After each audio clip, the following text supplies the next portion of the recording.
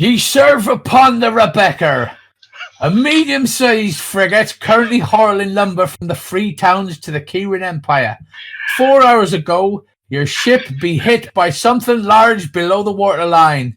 Arr, said the crew. Several of the crew were sucked out the bottom in an instant, and a broken lantern set the hull ablaze.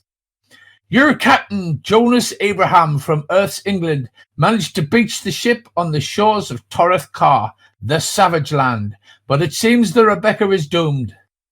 Captain Abraham tasked you with foraging out to find provisions while the other 20 men of the Rebecca begin salvaging what they can from the wreck.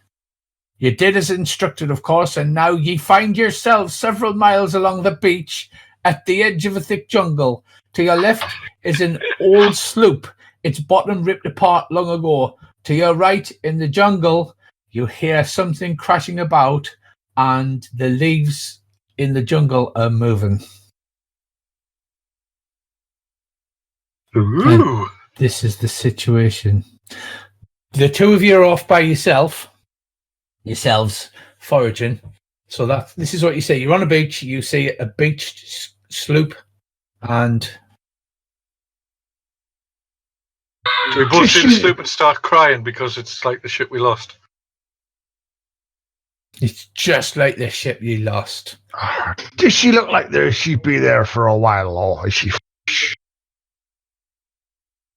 It do look like she'd be there on the beach. There's one intact mast, but no sail. It looks like the floor is busted through, and the sand is sloped up on the inside. Can we search her? You certainly can. You board the ship. You climb aboard the ship, and as you do, Errol Roberts gets distracted by the crashing in the jungle and something that be moving the bushes. Errol, you're curious. You are incredibly curious to see why these bushes are shaking. You hear a sort of whoo noise. What the? That sounds like somebody snoring. Can't I see anything? Look. You can make a notice roll. Whoa. That's not a bad start. That'd be what he calls some exploding dice. So that was a lot. Yeah, you see something that may be reptilian. It's a yellow in colour. Just a second before the hooting and the whirring turns into roaring, and out of the bushes bursts this yellow man-sized lizard and charges straight towards you. Oh. Right, now I'm on a boat. Where's Errol? Have I noticed what he's seeing, or am I oblivious? Captain Oblivious. No, sorry, that's a different game. So can I? You can make a notice roll because you'd climbed into the boat, but Errol, with his darn curiosity, had gone off to the jungle. Wow. Okay. That's a notice roll. Oh my god. I like this game. Go on, Bennett. 17. Wow. Right. So now this is what I shall do. I shall hopefully share the map with you. You can't see a map right now, can you? Nope. Just the sun. Oh, yeah, we can. Yeah, we can now. Right. Can you see your two selves on it? Yes. Yeah. Awesome, I think. Right. Bursting from the bushes, you see a man-sized yellowish dinosaur thing. It hoots and hollers up, making an almost bird-like noise, and then as it rushes towards you, the noise turns into a roar, and it runs towards you, Errol, in attempts to eat you. So what I am going to do is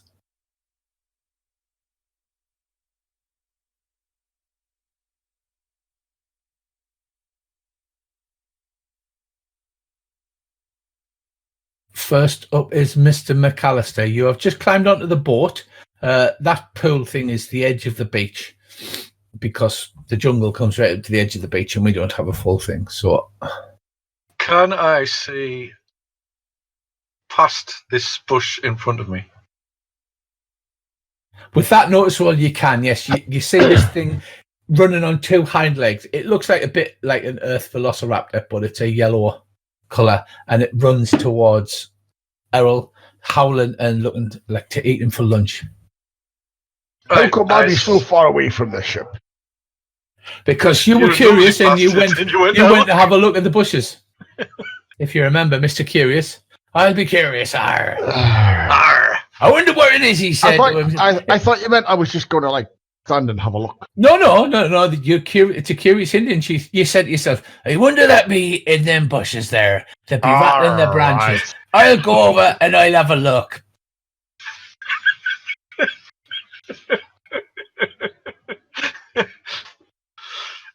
Okay. I shout to Mr. Roberts, shall we be about it? While pulling my first pistol. I get to roll my first pirate insult generator. Come here and have a cut of sandwich, you junt of grass common chunk of bat spit. And I draw me swords. Oh, got a good one. I'll cut your tongue out and feed it to the sharks, you ghastly, dreadful maggot. Right, so Errol draws pulls his swords out, and as does Mr. McAllister. Sorry, are you pulling your sword or pistol? Or? I am pulling my first pistol out. Right. No, you're not pulling your pud. That's all I... No, I'm not pulling my pud. I'm not washing my pug. Right. Next up is Mr. Roberts. This thing is running towards you, howling and intent on making you lunch. How fast be it running? Do I think I could outrun it or not? It looks like it'd be running much faster than you. All right. I'll start backing up, but I'll get ready to stab it with my pony things. Yes, it is. So you can move half your pace if you're backing up, which is 3. It's just crashing out of the bush at the moment. Right, I was just about to say, out of character, don't back up in a straight line towards me because, I want to be able to shoot it. Yep. Right, next up we have this beastie. However, the beastie is so quick that it runs quickly into range and then makes a fighting roll against ye. And dismally fails. It goes... it snaps out and you whip yourself to one side. And it completely and utterly fails with the 1. Next turn. Right. Mr. McAllister is on a 7 of clubs. Errol is on a 3 of spades. And the yellow back for that is what it'd be. Is on a 2 of spades. As you can see, we've got the high rolls all going. Where's the combat tracker gone? Right. Mr. McAllister, the beastie has leapt upon Errol. He managed to avoid it with his cat-like reflexes, but Errol is now standing between you and the beast. Of course he is. Then I shall have to try and move into a better position with which to shoot it. Let's have a look. You can move your pace, sir. You can move your pace. What about me talking? Yes, silly pirate accents abound all evening. Right, how far can I move with her in this again? Your pace. If you double click your character, your pace is 6. All right. 1, 2, 3, 4, 5, and then I shall shoot it. If that's okay. That's absolutely fine. Right, you pull your pistol from your bandolier, you trigger it, bang! There's a flash of smoke. Go on, give it some. Pathetic. Oh, you miss, and now you've shot your bolt and your pistol is unloaded. Put that one back, get the next one out. Next up is Mr. Roberts. Right. Oh, you've been stabbing it. The thing snaps at your face. Stab it in the face, Earl. So are you doing 2 actions? So you're doing 2 stabbies? Yep. Yep. So you hit with the first rapier and the second rapier.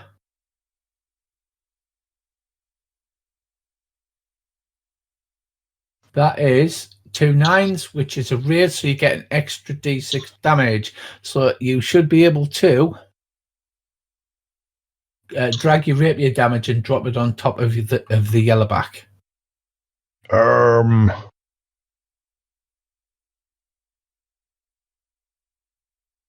If you go down to combat, sir. I be in combat. Yeah, and the damage is the one in the box on the right-hand side.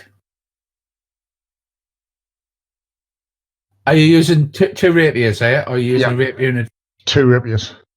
The right-hand side or the left-hand side? The right-hand side, the left-hand side to combat. To the right-hand side. Right, your first one, you stab the beastie, but it's too tough for you. Too tough, sir.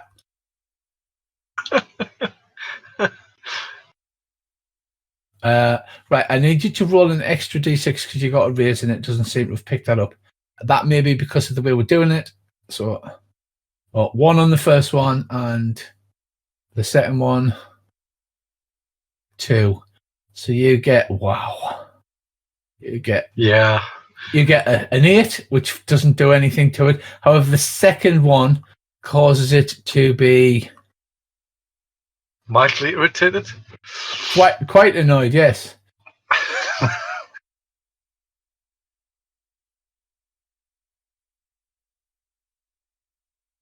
I am just going to have to do the totem thing because, again, we're still learning the combat.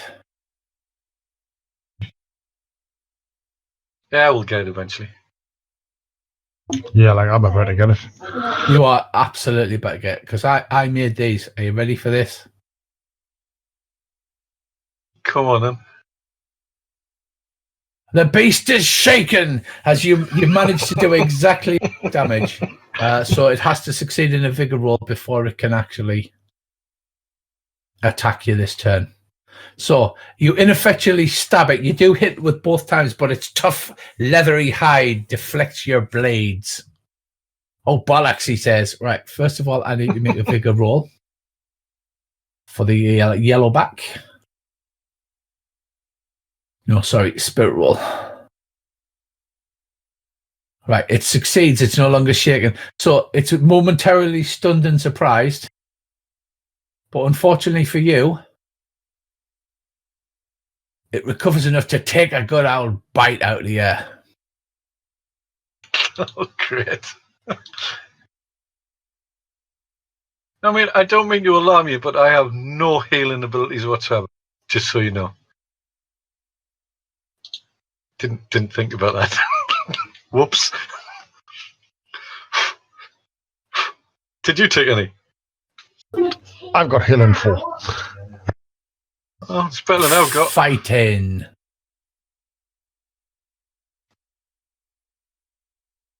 Oh, that's a 10 upon Errol. Uh-oh. So it does you damage. It does a D8. Ooh.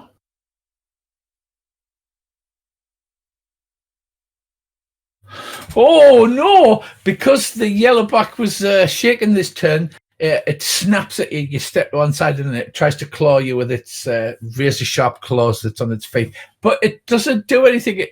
It leaves some scarring in your leather armor. and some streaky stuff in my pants. Next turn. First up, we have Errol. The beast seems to be very tough. It's mostly because of its leathery, dinosaur-y hide. Has it got its gob open? It's trying to bite you, so yes. I'll try and stab it in the gob. That makes perfect sense. I was going to say go for the gob of the eyes. Right, that is an agility trick.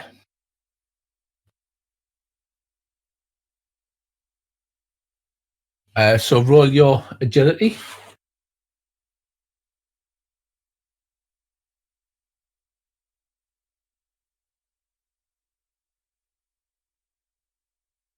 Right, so you successfully feint and you stab it in the gob, so you can have a +2 to your damage roll and your hit roll. So in the modifier box, hit 2,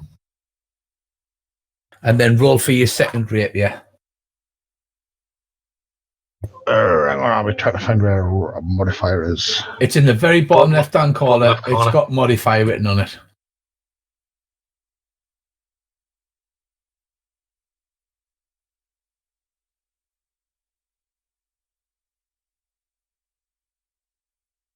Yeah, so just type 2 into that box, click on it, type 2, then roll your second rapier attack. As you try to stab the vicious beast In the tonsils. in the tonsils. You succeed, sir, except you've rolled the damage, not the to hit. So can you roll, okay, hang on. can you roll the to hit first? You get a 4. Did you leave the +2 in? You did not. So 6. Oh, I forgot to change this after every time you roll it. Okay. Yeah. However, you've already rolled the damage, so you do 7 damage. It still has a toughness of 9, however, so even with the extra damage, you managed to knock one of its teeth out, but all you managed to do is make it angrier. And luckily for you, it goes next. What about the second attack? Your first attack was using a trick to get it in the open mouth. Oh, right, okay. Your second attack was to stab it in the open mouth. Right, okay. Right, it bites you and hits.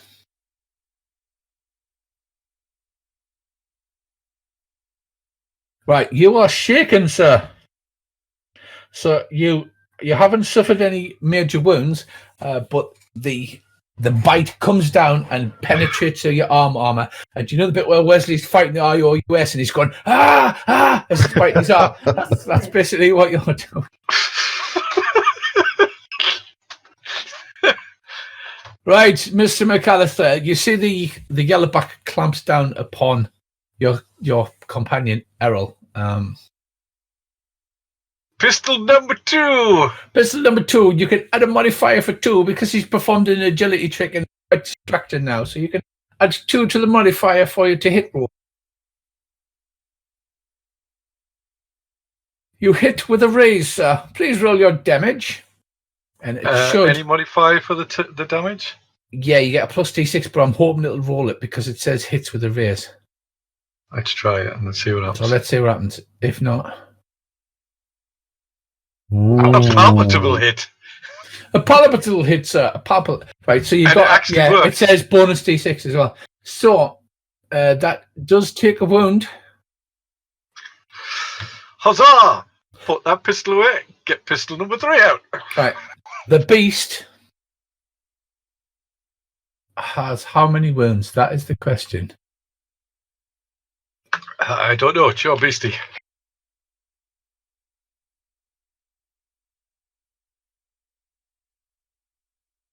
I believe it's just an extra, so it only has the 1 wound. Right. So yes. So it has hold of Errol's arm. It's chewing down on him. He's going like that. It keeps its head still long enough just so you can plug it right between the eyes with your black powder pistol. Excellent.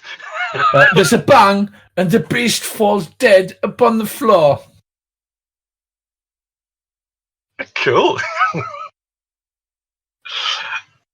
I look down with disdain at it, and with the second pirate insult, shout, "Get back here! I ain't done punching your head, you lard-brained, screechy gobshite." Right, it sort of does that. It sort of does that thing where it raises its head a bit and then kicks its back leg and goes, "Ah!" and then expires upon the floor. Oh, poor beastie. Hello, beastie.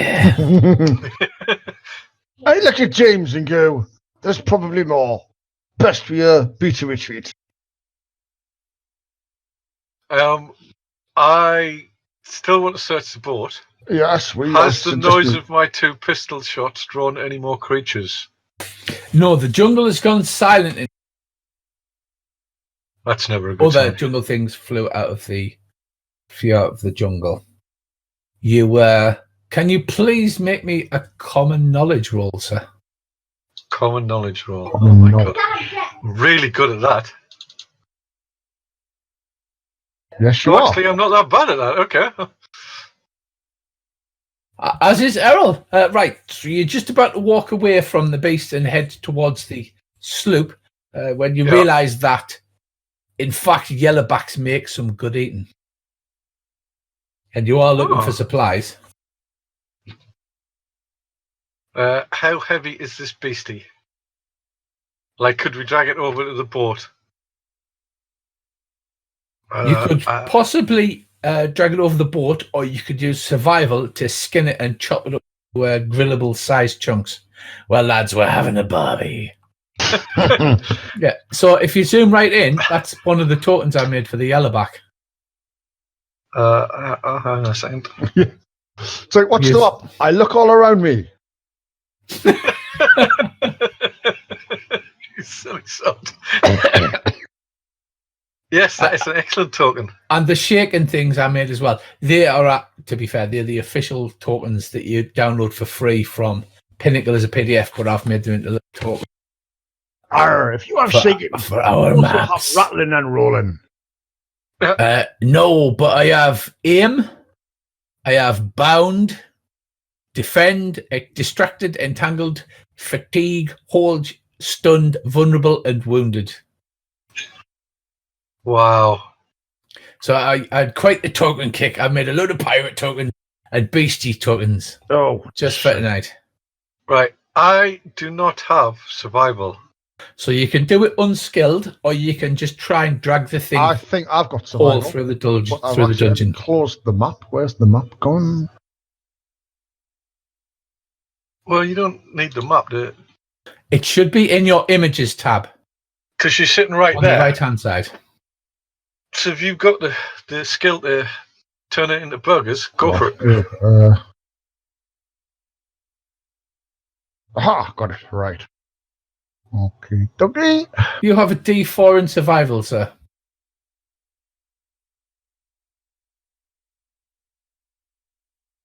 Ouch. Yeah.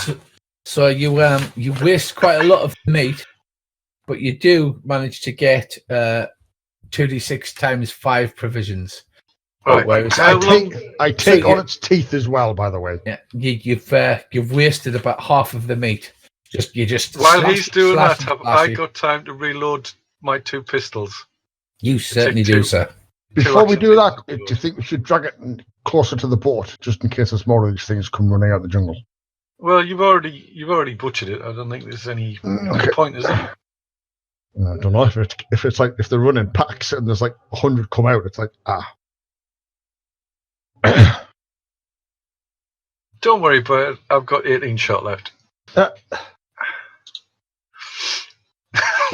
Not including the 4 that are already now loaded again.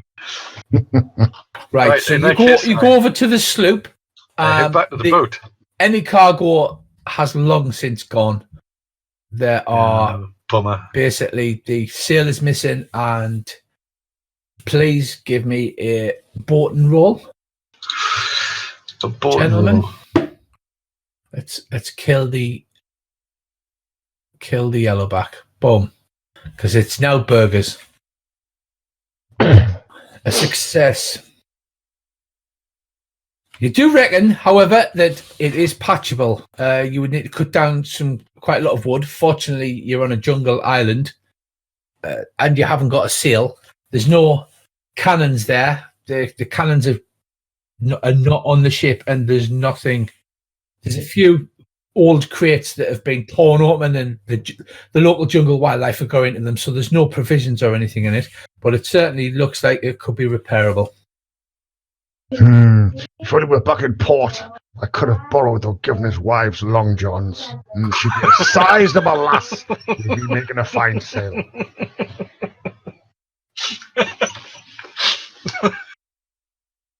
I want to meet this character now. So you do have some raw provisions, which the main reason that the captain had sent you down there.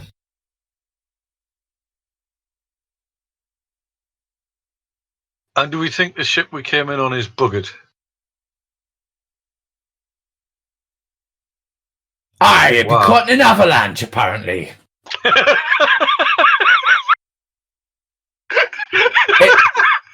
It looks buggered, but the captain's hoping to be able to repair it. This is why everybody's out looking for bits and pieces and things.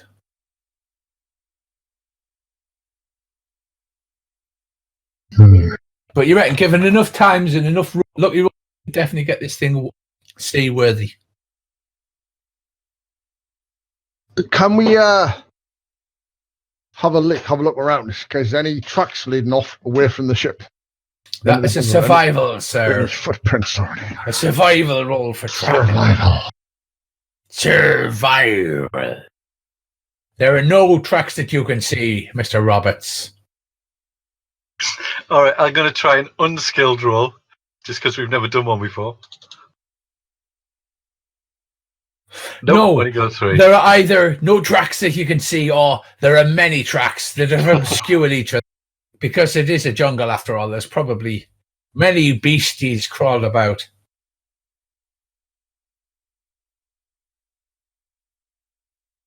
See, I would quite like us to have our own ship again. So I don't know what to do, because if we tell our captain, he might decide he wants to take this ship as well. If we don't tell him, we could then try and fix it ourselves, but we've got no sail. Or crew. There's us. We don't need anybody else. We just to make 2 gigantic oars and stand on either side of the ship. Only 2. We could try stealing our own. No one will notice it's finished overnight. What? Go back and nick the sail. Go back in. Why not? If you honestly think we have any chance of getting away with that, I will gladly join in with that. I've got thievery. I also have thievery. I just need Not somewhere. very good at it. I just need somewhere tight to stuff it. I think you're confusing thievery and buggery, sir. that does in fact sound what he's saying there is. Is it worth searching the ship, the captain's cabin, for any? You've searched the ship thoroughly. Oh, okay. And like I said, this cargo is either rotted or the crabs have been into it and the native wildlife. So there's scraps of barrels and crates, but there's no provisions on it. It's missing a sail, and you would need to cut down some tree trunks and attempt to repair her. Can we estimate how long it would take us to patch this boat up? You certainly can. Give me a boat.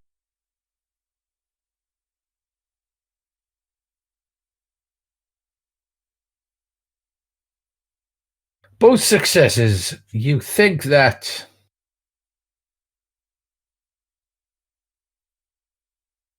if you had the lumber, you could attempt. It would take 4 hours repair to make a roll to successfully make her seaworthy. Then you'd have to test her to make sure she weren't leaking. Nothing worse than a leaky lady. So with a really good repair roll, you reckon anywhere between 4 and 12 hours to get her up Here's and running. the thing. I haven't got any repair skill. I have. How good are you at it? I'd be all right.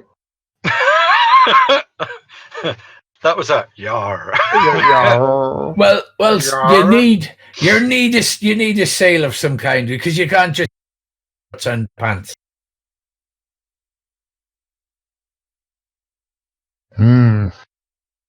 Let's find the rest of these lizards and skin them and make a sail from there. We can sail at a lizard side. Yeah, why not?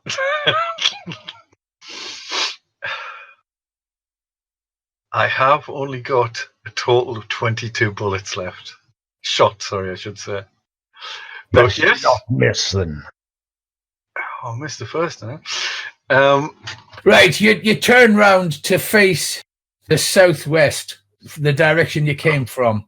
You have the raptor with you, and you see smoke coming up from the shoreline round the bend, just out of sight. But you see thick black smoke making a large cloud in the sky. It looks like it might be where the old ship were that you came here, the Rebecca. Save the sail! Are you going to sprint down the beach to try and get the sail before it all goes up? Damn right. Fuck the ship! Save the sail! And failing that, we've got a nice barbecue for steaks. I want to use stealth to get to a point where I can see where the smoke's actually coming from and use my telescope to get a good look-see at it. My spyglass. Yeah, that's a good idea. Go on then, sir. Give me a creepy, sneaky roll. It is a fair distance down the beach, so you would have to, let's like round the corner of a hilly bluff, so you would have to move down for a good 5 minutes, and then you could sneak after you did that, after you ran up. So you run down the beach. What do you do with your Velociraptor burgers? Well, I've got a satchel. I could chuck them in there, I guess. How heavy are the dino burgers? It's about a man-sized lizard, and Errol there wasted about half of it trying to chop it up. Slish slash, he made a waste. So you've got about half a man's worth of meat to carry. I can't really carry much more. I'll carry it. All right. Right, I can carry 4. Right, you run down the beach, and then please, you come to the corner of the bluff. Give us a stealth roll as you creep through the bushes. With my amazing stealth skill, I get your amazing stealth skill. Oh, it's a success. It's a success. So you creep round the bushes and you spyglass. Extend it. I extend my spy scope, and what can I see? Right, as you peer around the dune, your worst fears be confirmed. The ship has burned to the waterline. Around the hulk are tracks and pools of blood, but they're hard to make out even with your magical spyglass from here. Can I see any of our former crew? You cannot from where you are, even with your spyglass. The mast has fallen down as it was burning. It looks like the sail has torn, and part of it is draped across some trees at the edge of the jungle. We have saved the sail. Fire creeps along the fallen mast towards the sail. We need to save the sail. We start legging it towards the sail. At least I do. We got to save that sail. Save the sail! Right, so you run down the beach. And you reach the wreck of the Rebecca. There are many tracks and pools of blood around, but there's no bodies. There's no sign of the stores that would have taken off the ship before you left. You run over, and although the sail is torn into 4 pieces, you could probably stitch it together at some point. So I Yes. have a quick look around using survival. Are there human tracks, or does it like there's animal tracks, like big dinosaur? right, so but the first thing you do is cut the sail free and move it away. Yeah, but yeah, this is as Well, I'm moving towards. yeah. it. And I'm trying to save the sail and as much of the rigging as I can Right, okay. before it all goes up and move it a safe distance away from what's left of the burning ship. Yeah, you don't have time to really untie it, so you quickly slash the ropes free and save as much as you possibly can. So give us a, do you have a repair type skill or I do not. I do. just a straight agility roll then?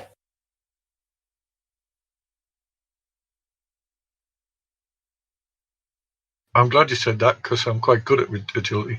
Yeah, because you're not trying to untangle him, you literally just. So you both succeed, so you get a good portion of the rigging that you should be able to repair together. You know that, like, on the crew, you had some people who specialised in repair. Yeah, I could have swore I took the skill, but obviously I haven't. Right, give me a survival, Mr. Robert, for tracks. Oh, nice.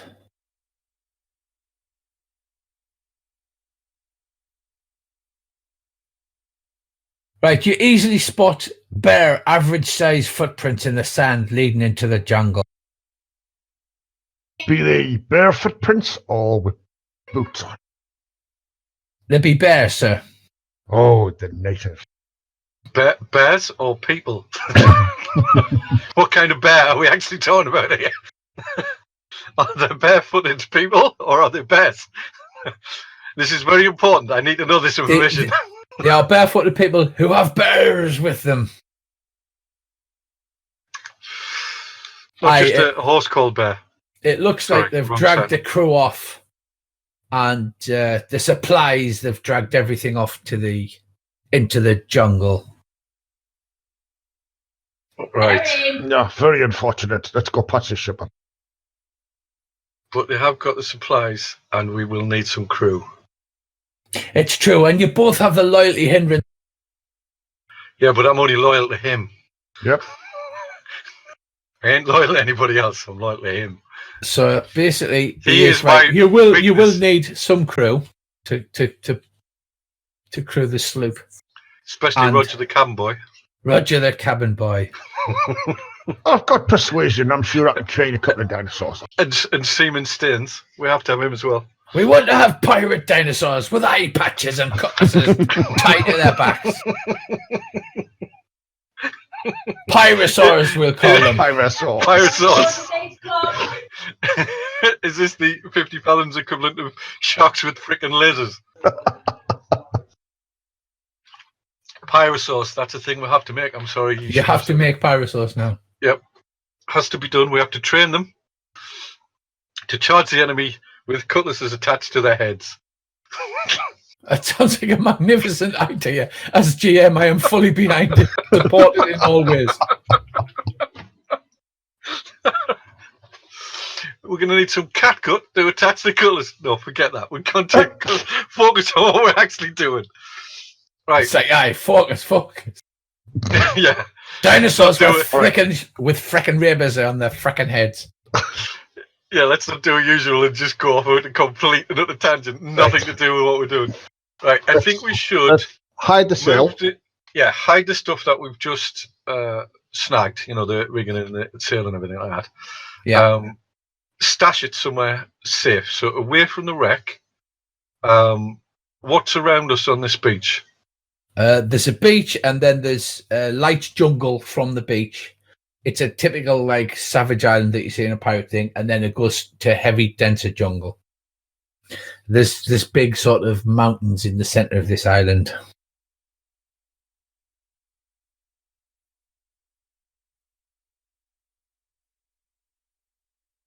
Right, because I don't want us to lose this crap, but I also don't want to lose these tracks, because if it starts raining or something, and there's only one of us with survival, that could be dodgy. Excuse me, that's Twitter trying to be important. So we basically move it away from the wreck, so it's not likely to catch fire. And then shall we try and follow the tracks and see if we can We kind of rescue Is the ship dogs? completely ruined, Rich, or is there any way we could try and get it and recover any of our gear that we left? Oh no, it's completely burnt down. That's So the stuff you've left on the ship has been set on fire. So you remember when you were going to me? Oh no, I've left all that stuff on the ship. Yep. Cross that off your inventory. I didn't leave anything on the ship. Good job, I had me parrot. Yeah. Did you say you had a parrot? Yep. Yeah, he's got a pet parrot. You got a pet Parrot parrot? called Bert. Yeah, he said that, remember? Got a parrot called Bert. I mean, I don't know what salty sea sayings he's taught Bert the parrot to say yet, but he's got one. Because, why wouldn't you? Because at some point I'm going to have to have a Bert pet the monkey. parrot there? Yeah, but Bert just let out the cry of what? No fucks given. Classy, I like it. He's a very classy parrot. Right, so give me another survival roll for tracking then. If you're following these tracks after you've hidden everything. Oh, look, there's Bert. Right, you successfully follow the tracks and you head into the jungle. You push your way through the dense jungle for about 2 miles, and then can you give me another track and roll, please?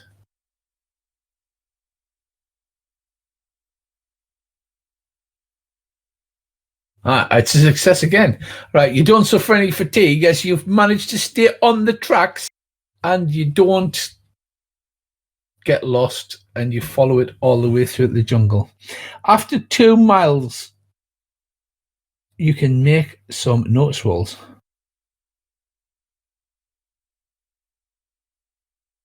Well, that's hook. Errol points this out to Mr. McAllister. You hear drums and tribal chanting coming from somewhere up ahead. The tracks turn into an old trail, and ahead you can see that the jungle thins and it breaks out into a small clearing. As you get a little closer, you can see 2 ancient stone pillars rising just above the tops of the trees, but you're not close enough to have been possibly seen. But you can hear boom, boom, boom, boom, boom, boom, boom, boom, boom, boom, and then tribal chanting. Yeah. Guns N' Roses concert. We need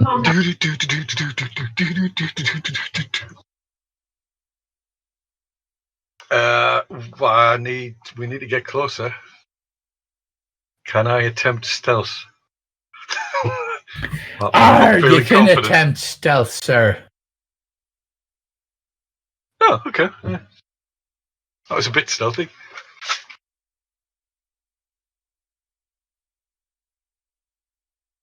Right, I'm trying to get closer to try and see if I can see if any of the crew are still alive, and what the situation is, and if I can see who's got them, that sort of thing. That's my intention. Hence the sneakiness. Right, I am going to try something here which may or may not work, so bear with. Apparently, if I drag you from the combat tracker, it does. It removes you from. Yes, it has. This is good. Can you see anything? Bert's still there, though.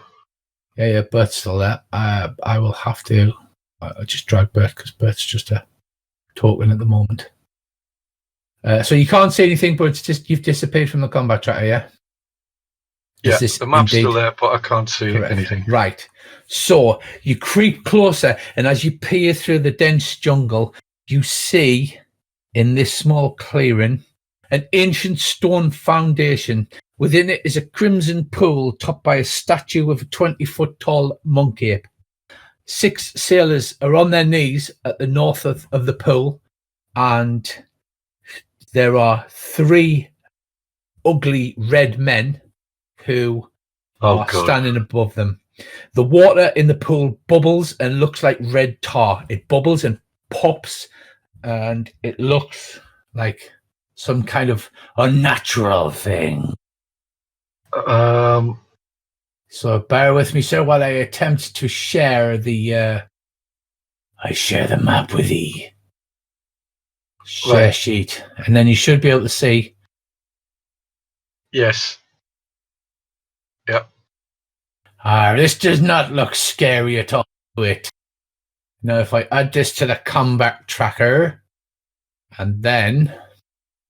Right. We've been in the world long enough. Like I said, we wanted to be there at least 7 months so we could speak Massaqueni. They are red men, half Ugaks. They are quite brutal and practice blood magic. I'd remind Mr. Roberts. I'm not feeling very confident at the moment. Right. Can he see, if you scroll up, can he see the red men and you sailors? Yes, and see I was going to say call them pirates, but they're still just sailors at this point. And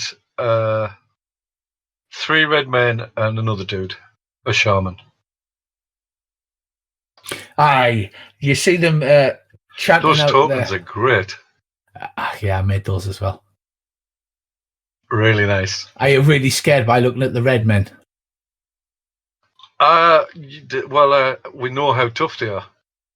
They get used to shock troops on boats. No, they're the half red men. These are full red men. Full red savages. They've got enormous muscle. They've got corded, like muscly necks, and the hunched over, and the carrying. Can I run back to the ship and see if primitive spears and axes? The sailors are on their knees, facing the red pool as a large bloop of red, whatever it is, comes up. And as you can see at the top, there's 2 pillars that you saw previously sticking over the top of the jungle trees, and the statue of a giant 20-foot monk ape. Okay. Do you have any ranged weaponry at all, Mr. Roberts? The sailors are on their knees, and the hands are bound behind them with vines or rope or something. I'm pretty sure I know what's going to happen to them, so we're going to have to get stuck in. Mr. Roberts, are you there? I'm here. Where be ye, Mr. Roberts? I'd be switched to PTT, right. But I forgot. There be no sign of the rest of the crew, including the captain. The captain, he be gone. You recognise the guy that's left, the guys that are left. There's John Smith, an Englishman from Earth. Mongrel, a Kahana.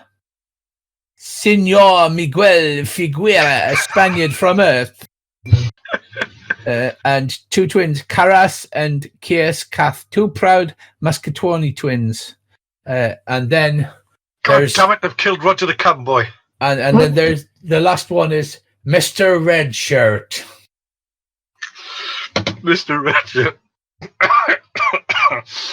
Really, Mr. Redshirt. Okay. I think he's about to have a bad day. Have you got any ranged weaponry? Flintlock pistols. Is it a flintlock Glock? It's a flintlock Glocks.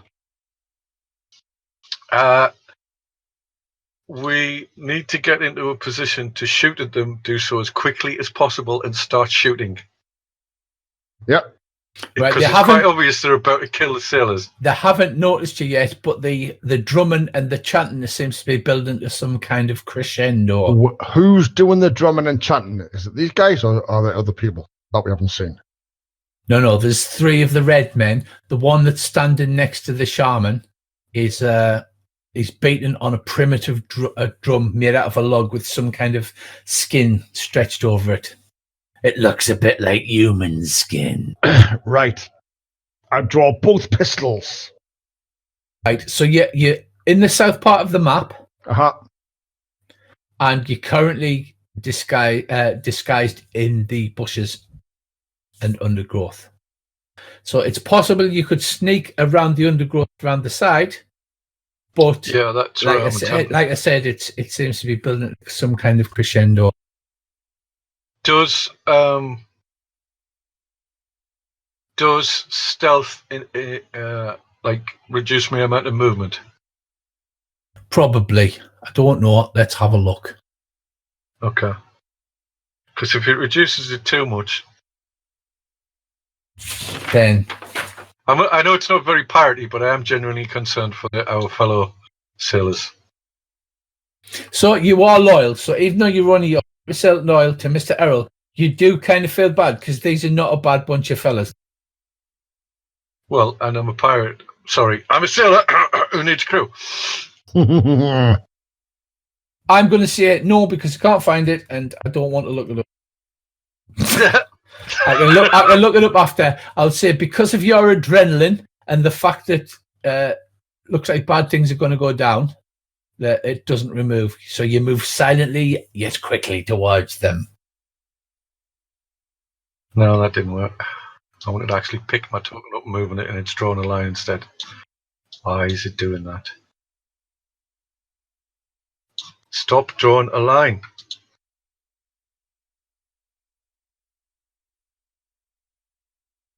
It doesn't help that where the map is right where my dice is. Right, I'll tell you what it is. I'll move you up a bit. There. Can you move now?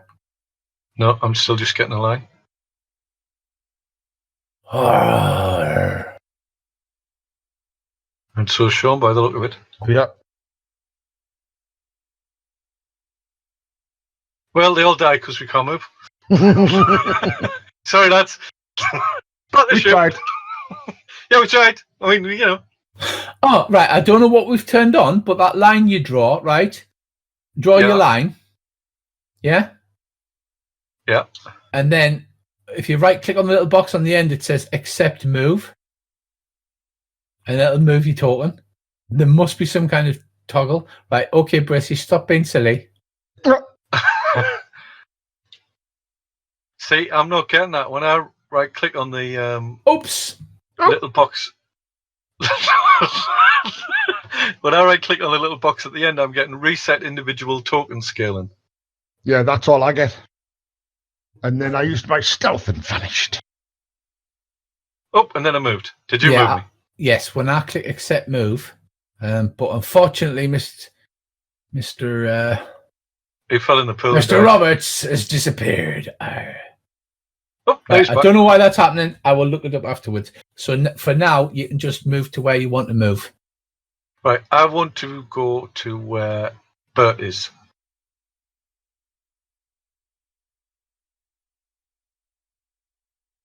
Right, Bracey, that's too far. What's your pace? Couldn't tell you. But that's where I want to try and end up. Oh my god. Yeah, I know.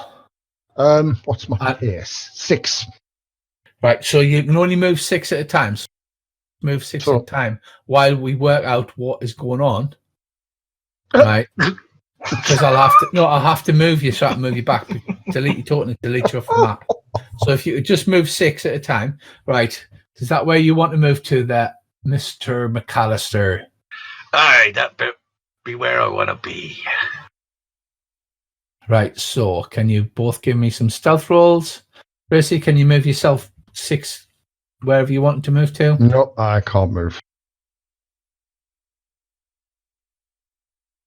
Yeah, so but you can do that and then I can click accept move. Right, you both sneak here to here, and it's definitely building a crescendo. You reckon in the next round or two that things are going to happen? See the stairs basically straight to the north of me, below the pool. Yeah. How high is the wall? Could I like crawl on the floor to where the stones are? Say about there. No, without being seen. No, because you'd be seeing the first 2 or 3 inches. Okay, all right. Right. So how do I He's trying to tell you you've got a big arse. Sorry.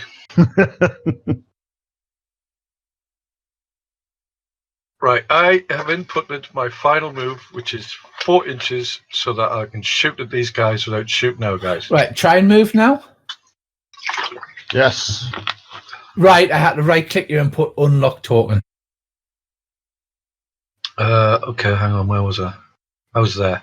1, 2, 3, 4. And I just...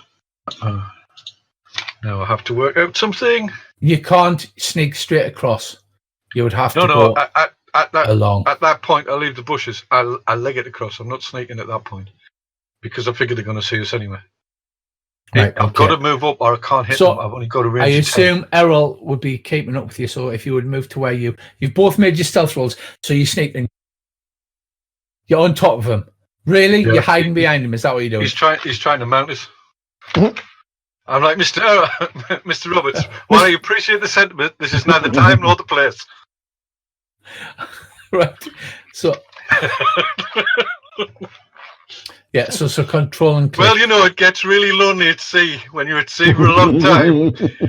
As sailors are often heard to say, any port in a storm. Right, the poor sailors are unable to do anything. So first up is the red men. Let's roll a notice roll for these fellas to see if they notice you.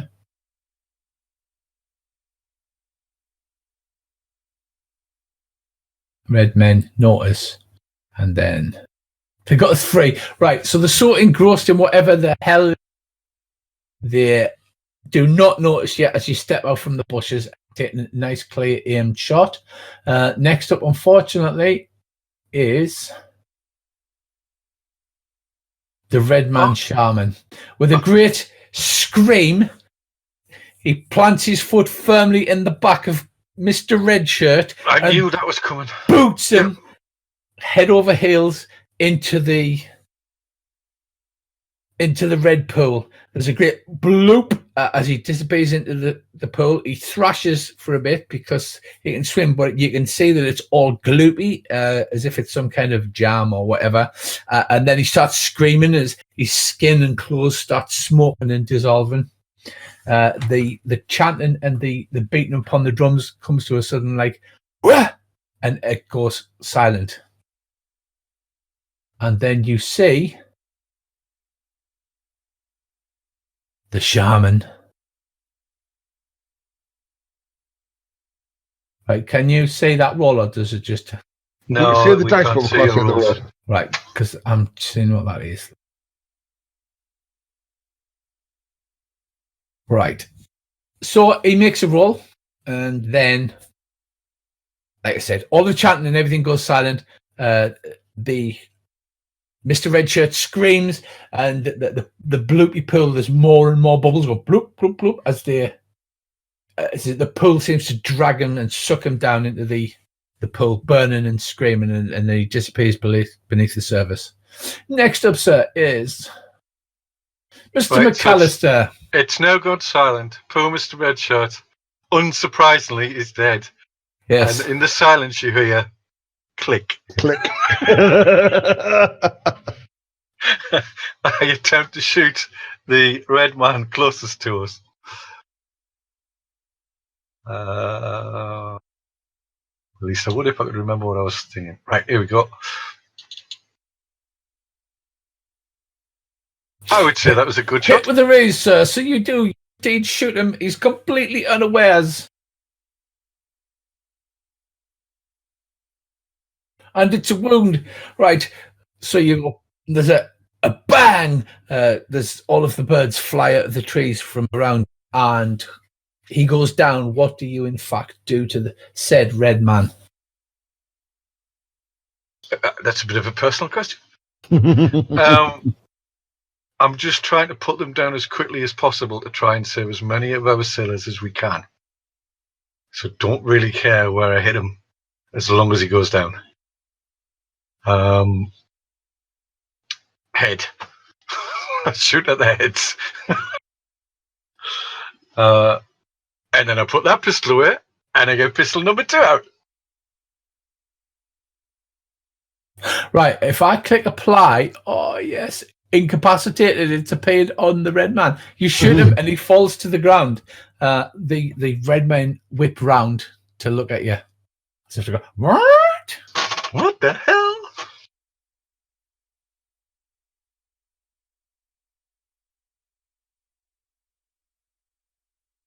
Right, Mr. Roberts, you didn't seem to get a go for this last turn, so what did you want to do?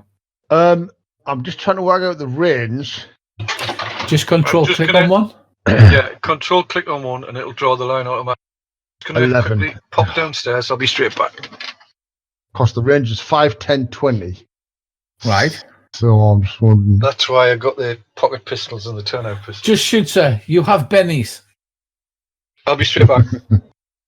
All But right, now- okay. We have worked out how to apply. Okay. I'll try and pop one in the shaman. Because he looks the most dangerous. Right, have you control clicked on him so that you're right? So control click the red Yep. man off and just focus Yes, on the shaman. done Yeah, that, yep. Uh-huh. go ahead, sir.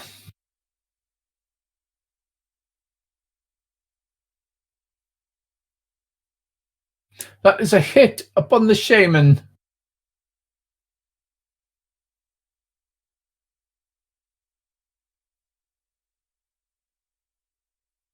And do I roll damage? You do, sir. You do.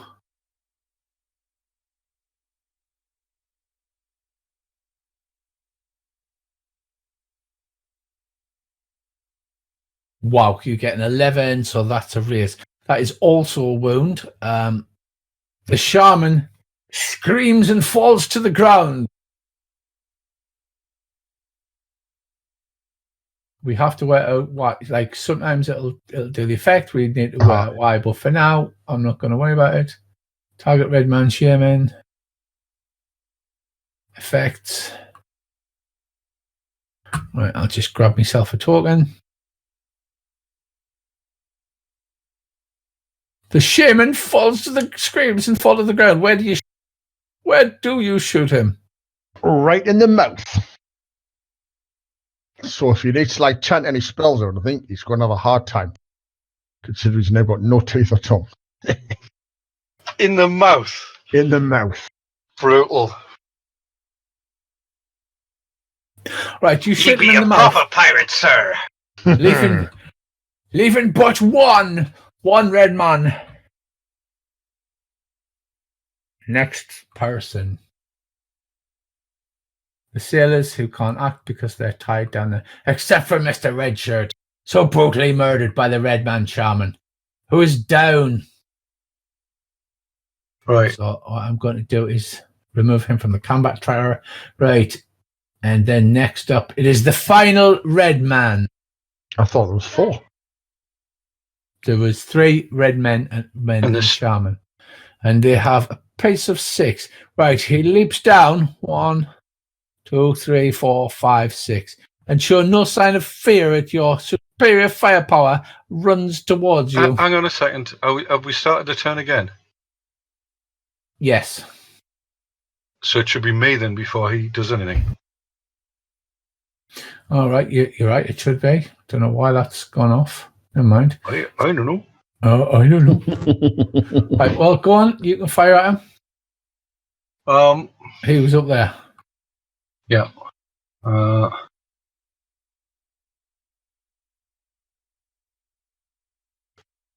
need to know. Right, I shall fire from there. Right, go ahead, sir. Well, that was spoopy. Right, you step forward bravely and you miss. 1, 2, 3, 5, 6. Pistol number 2 away. Pistol number 3 comes out. The red man with his corded muscles comes bounding towards you, but just can't quite reach you this turn. Thank God for that. Red man 2. You realise if he gets hold of us, he will probably rip our arms and legs off and beat us to death with soggy ends. I'm just saying. It's all right. I've got knuckle dusters. So Red man 2 is dead, so I shall remove him from the combat track. Red Man 1 is also dead, so I shall remove him from the combat tracker. Oh, like the splats. Did you do the splat as well? The blood splats. No, that did it automatically. When we figure out, because when you had it targeted, it worked perfectly, but Bracy did it and it wouldn't do it, and I'm not sure why, but we'll figure it out. All right, so there's only Red Man 3. Next round. Oh, it's Mr. McAllister, sir. Praise to the gods of the turn-out pistol.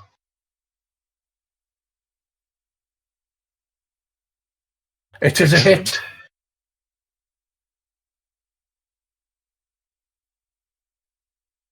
Red Man 3 is shaking, then I hit apply, and it's like, oh, he looks stunned. Can you please make me notice rolls? Uh-oh. Okay.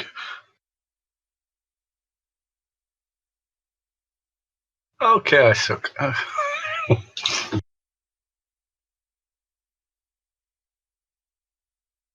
Mr. Earl, you do notice that the red pool, the lava-like substance is frothing and popping and making waves. Right. In an unusual manner. Right. Are they? Our guys, are they bound by their legs? Yes. Or just they're on the knees and they're tied by vines around their ankles by the hands behind their I back. yell at them to roll off the platform if they can. Aye, sir. Aye, we will.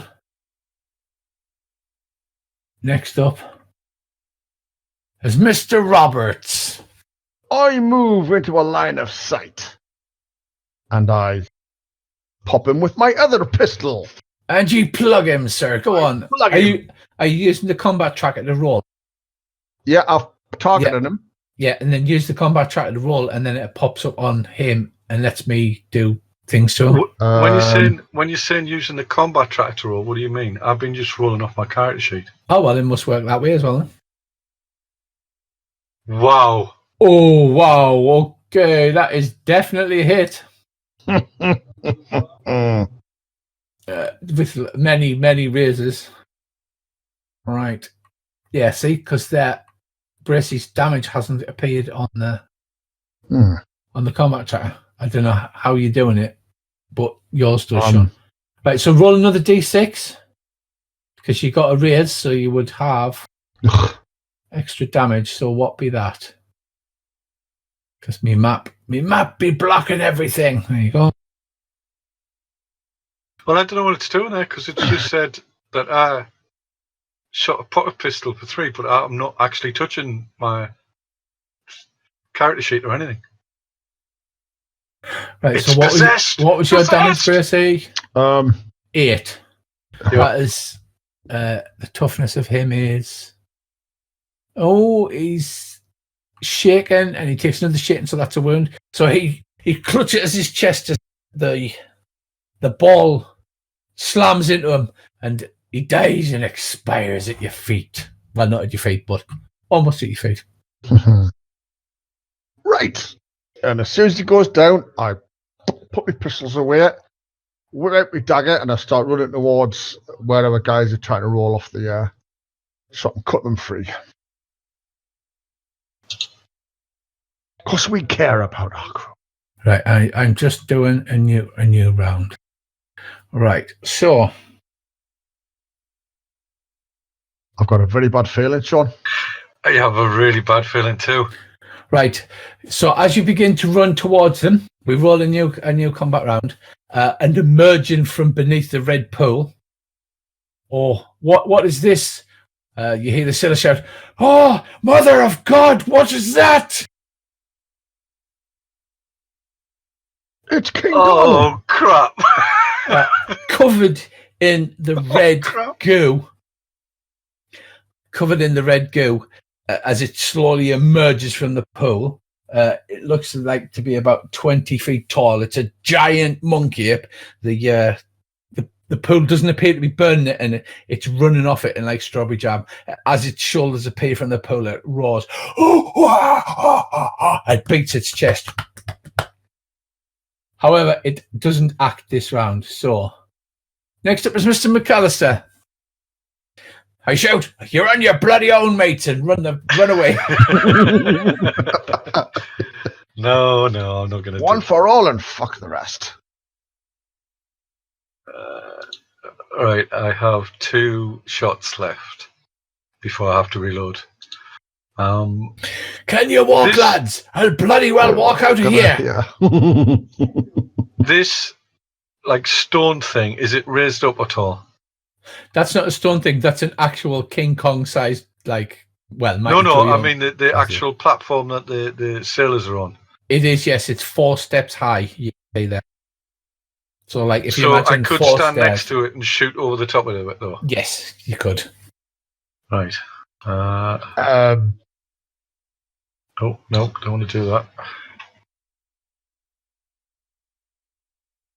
I move to there and fire pistol number 3. Probably This is just not- going to annoy it. I'm not entirely sure what else we're going to do. Might as well fire the last 2 rounds and then worry about what else is going to happen. Thing is, if I shoot it, even if I just annoy it, it's going to ignore the sailors. That would give you a chance to free them, right? And then I can shoot it again or run away or whatever. But we need to save those guys. We need a crew. I mean, I know a sloop's not a big ship, but it's going to be tough even with... If we save all of them, it's going to be tough. Oh, God, that was rubbish. Oh, okay. Right, you get a bonus to hit it. I don't know if it's taken into account automatically. Second Yeah. lot. Versus large +2, short range equals 7. Don't know what that means. Target 4 to hit. So I got 5. 10 points of damage, unharmed. Oops. 1 shot left. Well, not 1 shot left. I've got 18 other shots stuck in various pockets on my coat now. Right, so how are you doing that? Because when Bracy's doing it, combat tracker, whereas yours, it works out everything. A, because I'm special, obviously. And B, before I moved, I hit control, clicked on the target. Yeah. Right. Then moved to get to whatever range. And then simply, I'm using my character sheet on the combat tab, double click on the attack die next to the weapon I'm using, and then double click on the damage die on the right hand side of the character sheet. Yeah, that's what I did. Clicked on the guy, tacked on the character sheet. So why it's doing it for me and it's not doing it for Sean, I don't know, but that's all I'm doing. Not doing anything fancy. Next up, you have Mr. Roberts. 1, 2, 5. Do you have any shots left? I do, but nothing loaded. He does not have a brace of pistols, sir. No. Right, so you can hold your action and wait till somebody comes free, if you like. I'll hold my action until the first one rolls close, and then I'll try and cut them loose, cut his vines open so he can stand up and get away.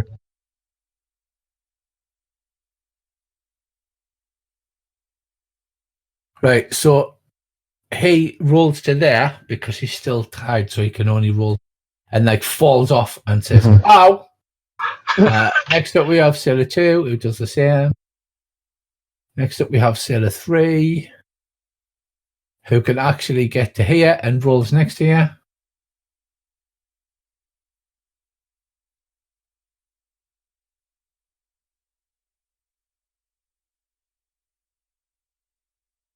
And finally, the roll off in a nice, neat line for you, Bracy. So you're adjacent to 2.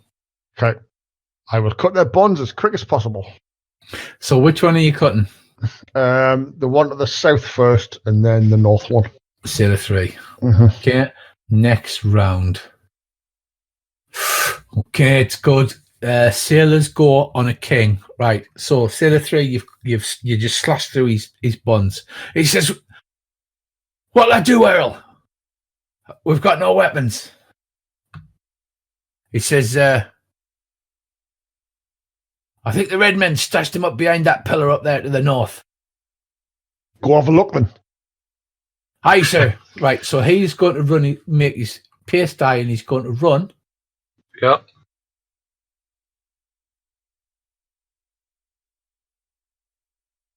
I wonder if there'll be dynamite. Which is a D6, so he gets an extra 5, and he runs on there. It wouldn't work. There's no bridge. Mm. All right, so next up, the sailors sort of roll on the floor towards you with terrified looks on their faces. Cut me free! Cut me free!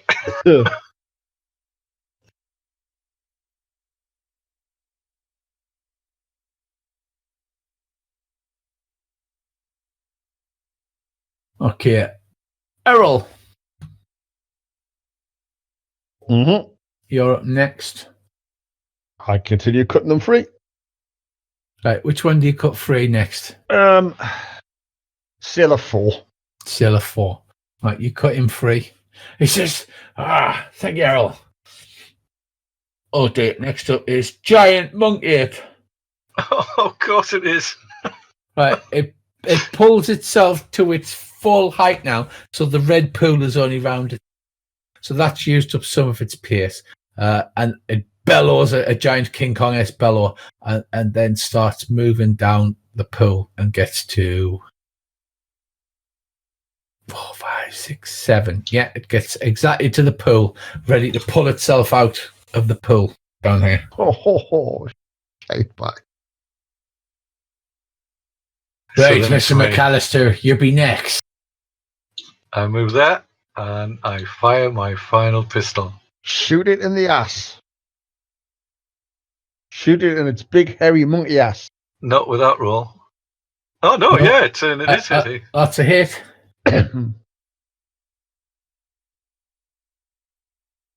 Wow, Nice. okay. Yes! Right. Yes! You literally did shoot it in the ass. In the ass. Right. It goes, and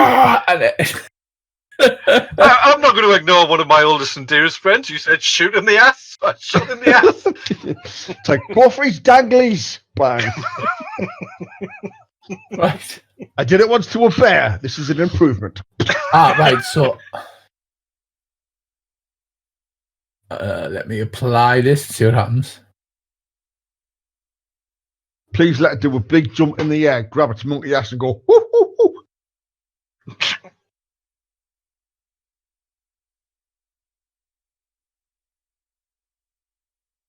It's shaken, Right. unsurprisingly.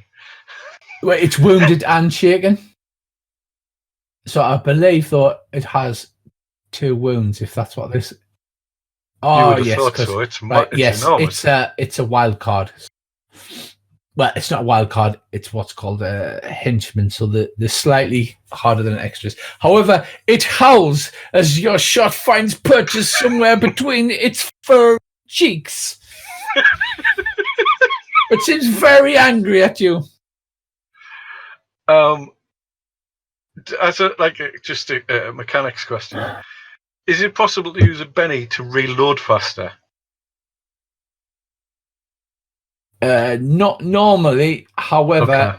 I will allow it in this situation because you're like shit. Yes, that's pretty much what I'm saying. All right, so spend a Benny there, sir. Right, how do I spend a Benny again? You drag the Benny onto the track. There's it. Right. So Mr. McAllister rips out the thing, bites the end off his bullet, pours it into the pan, doesn't ramrod it, puts the bullet in, holds it upright because if he doesn't, it's going to fall out the end of his pistol. Well, let's face it, it is quite a large target. I can't point it upwards. Wait till it turns around and shoot him right in the nuts. Shoot him in his monkey nuts. Right. Sailor 1. He's still tied up. He's running on the floor next to you. Sailor 2. No. Right. He moves to here. You're now surrounded by sailors. Sailor 3 is Hey, Ursula. better than being surrounded by seamen.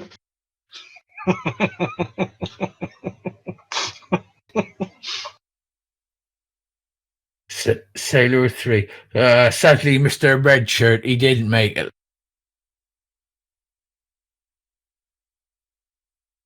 Strange enough, not surprised by that. Right. Sailor 4-5 are waiting to be cut. Uh-oh. Right. Oh, that does that automatically when I move on. Right. The monkey sort of grasps at his buttocks one hand while beating at its chest with the other. He spends 2 to climb out there. 3, 4, 5, 6, 7, 8, 9, 10, 11, 12. Yeah, he gets within range. He rushes forward on all fours. Gorillas come forward, raises its massive fists above its head. Strangely enough, Mr. McAllister, it seems quite angry at you. I wonder why. I wonder why, sir. Yeah. Holy. This is gonna hurt.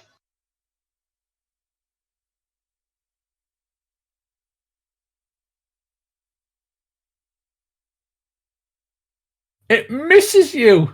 Because of its giant size, it raises both hands over its fist, slams them down, and literally you feel both fists whistle either side of you to slam into the ground, and like you're standing between these 2 enormous fists, sort of going, "Oh crap!" It has a wound, so it gets a -1. So it only missed you because you wounded it by shooting it in the brown eye. Right. 2 in the pink, 1 in the stink. Exactly right, sir. Right. So you're now standing next to this giant ape.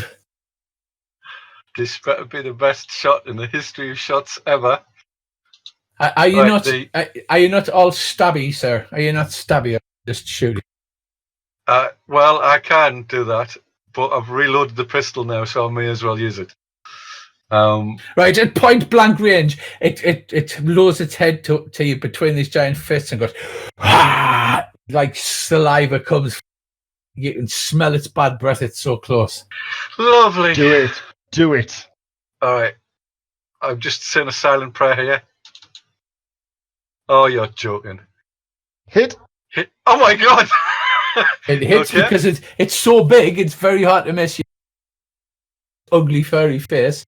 And then I get a crappy dice. You can spend a penny to re-roll. Yeah, it's my last one. So apparently we only started with 1 this time. Okay, I'll roll your damage again. Oh, that's wow, okay. Now that was worth spending a penny for. It certainly was. At the last second, he alters his aim and gets right up her nose.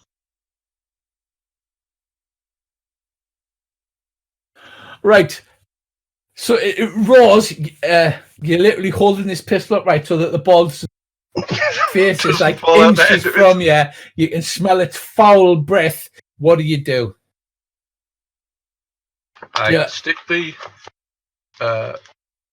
pocket pistol under its jaw and squeeze the trigger.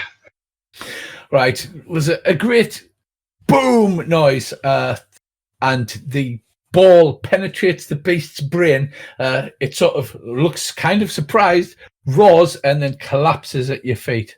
Just then it twitches 2 or 3 times, and then it goes still. The ball wasn't powerful enough to penetrate through 2 layers of its skull, so it kind of bounced around inside its brain. Oh, messy. You're not sure if monkeys, however, make good eating?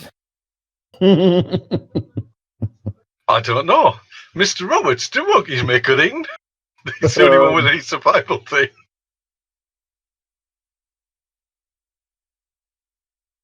Well, they taste like shit, but you can live off them.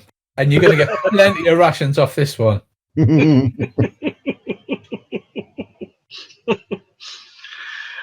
All right. I start reloading my pistols properly. So I used a total of 5 rounds that time. This is why a pirate carries a brace of pistols. No, actually, coming out of that fight, what I'm thinking is I haven't got enough pistols. 4 is not enough. I can't believe that you only didn't get hit because she'd shot it in the brown eye.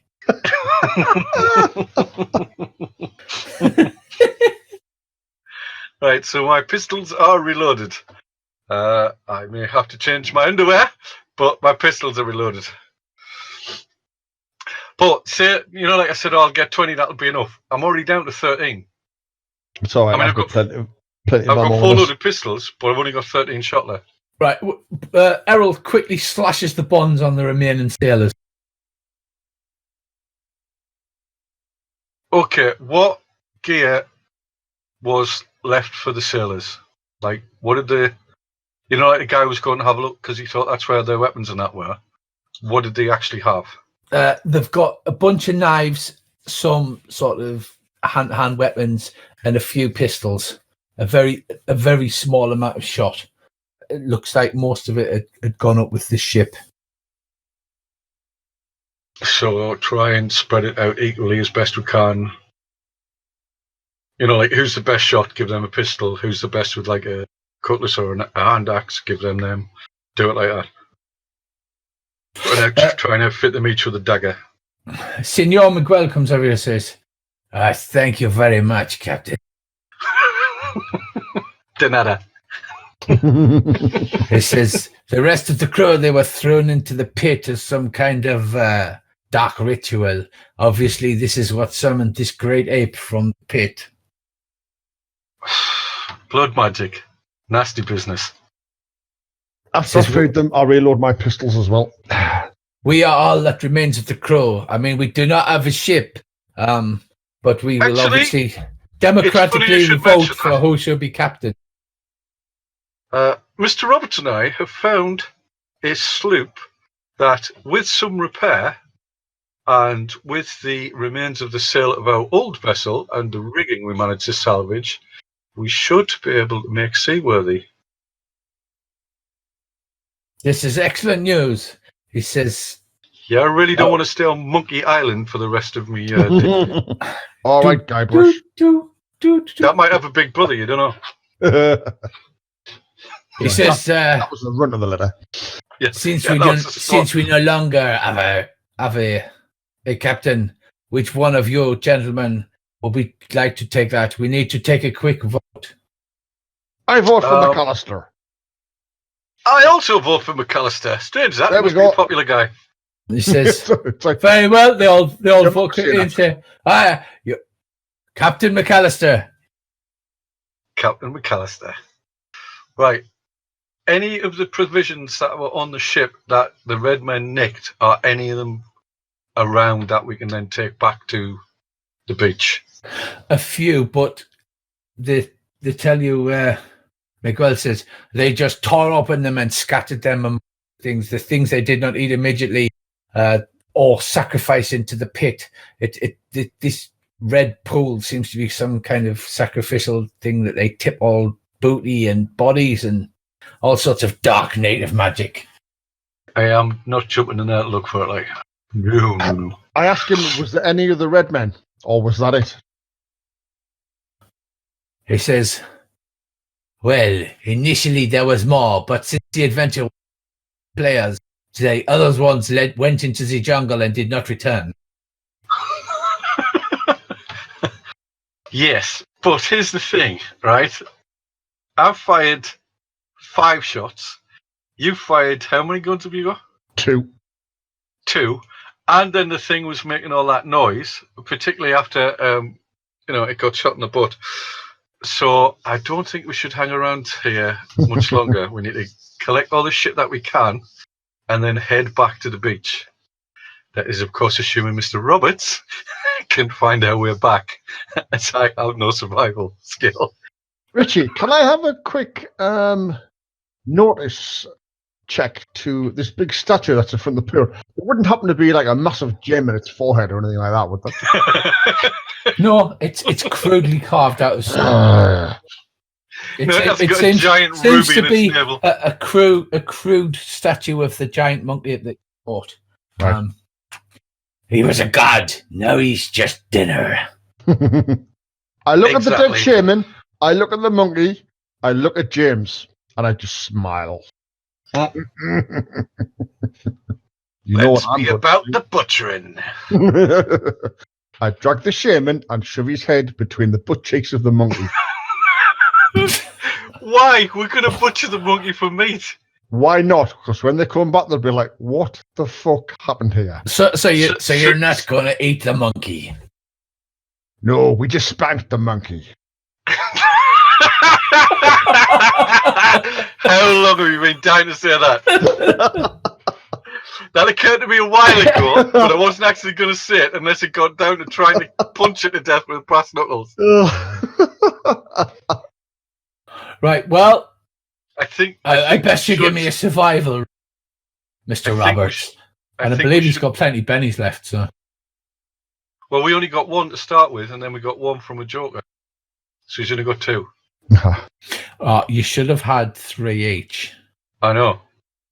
I don't know why it hasn't dealt them, but... Well, I figured you'd just cut it short because, like, we were in an inopportune situation. Oh, no, it was just my ineptness. I just assumed that it would automatically 3 bennies. Oh, okay.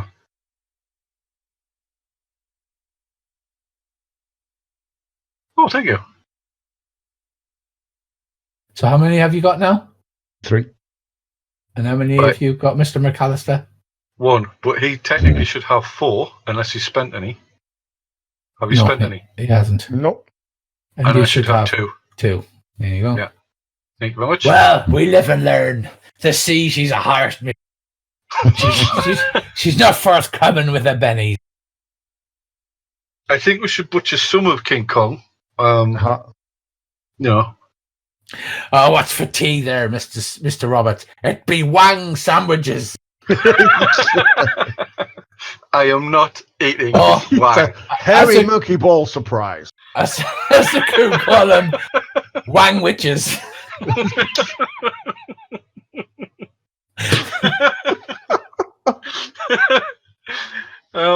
Yeah, I'm not eating that. Right. And so we try and gather as much crap as we can find. Butcher a reasonable amount of that meat. I suggest we actually leave the butt with the shaman's head stuck up it, so that when they come back, they find their head priest and their god. Right, do you want to make a survival roll there, Britt? Yeah. Ooh. Critical failure. What was this for? Right, Brissy, you split the butt right down the middle.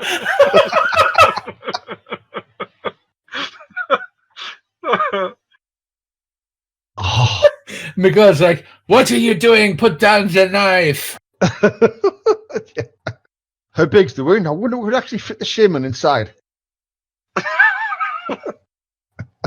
Cut the shaman's head off and then stick it around so it looks like it's coming out of it.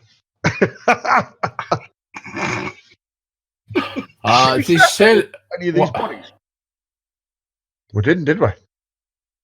I didn't. They might have some unusual gems or something. They do not. They have no treasure. If you want to fondle red men dead bodies, go for it. The red men have bone necklaces. They have crude spears. They have hardened wood clubs that have blackened with many blood that they've spread upon them. Right, so you can't loot them, basically. Okay. You gather up as much stuff as you can. And Errol has critically failed butchering the monkey. Shall I re-roll? You Benny it? Yeah, I'll Benny it. Oh, because you're going to need quite a lot of provisions.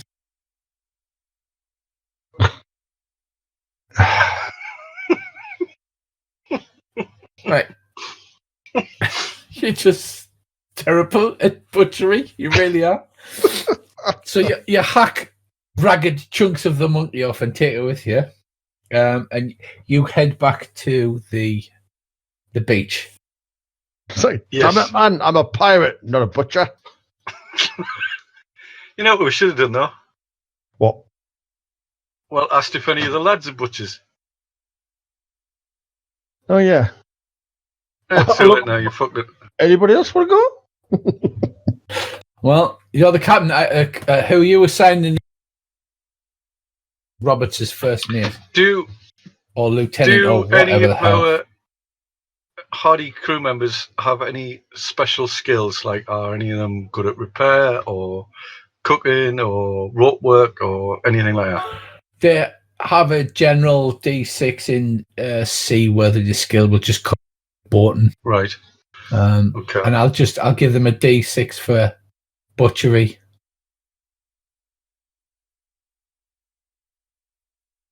Right, so basically make a complete hash other than one guy. So this poor creature's been worshipped as a god for God knows how long. So one guy gets some steaks that you can do. The rest of you just like chop bits off. There's like bits of fur lying everywhere and bones sticking out, and like it's like the body's spread over a good like 10 or 15 meters, and you at the end of it you're all covered like up to the arms in guts and you smeared on your face. You look at each other and you go, "Well, I don't think we're going to be eating that." I take its big sizes out, Rich. You what? I take its teeth out. It's incisors. I'm going to wear them as a necklace. Right. Okay. Yar! However, one sailor did manage to thing, and he goes, "Well, I did get it sweetbreads. We can have a nice stew."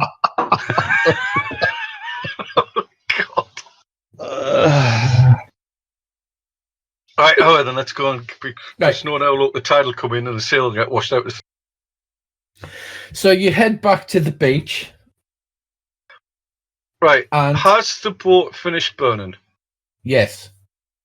Is there any spars or timbers we can get from what's left to help us repair the sloop? Yes. Senor Miguel is a 50-year-old pirate, and he's been pirating all during his life. Yes, I can certainly recover some of the spars from the ship to repair the sloop. Right. How many of us? 1, 2, 3, 5. John Smith, an honest 24-year-old English. I say. I say, what you did to that giant monkey? Englishman. It was him or us, John. Him or us. I choose us. Right, so can you give me a boating roll? Yes.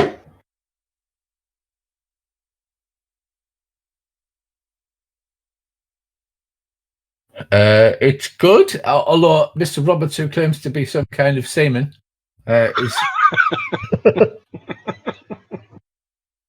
with the extra crew that you now have and the spars from the old boat which just stopped burning. In about 4 hours, two of them saw the sails together to make a sail, and the rest of them help with the woodwork. They hurry because of obviously the danger of the red men. You need to get away from this terrible island. Well, I don't know. It's got a nice beach. So, what state can we get this old sloop into? And more importantly, what are we going to call the lads? Well, here we go. I swear, you'll like this. Maybe you'll like this. Right, now I'm supposed to be able to drag this. Can't see how that works unless I hold down control. Okay, that's what that does. Again, I need to work on this. I promise. Don't worry about it. Right. Well, the three of us are still learning how to use it. Have you dissipated off the map yet? Yes. Awesome. Here you go, lads. Here you go.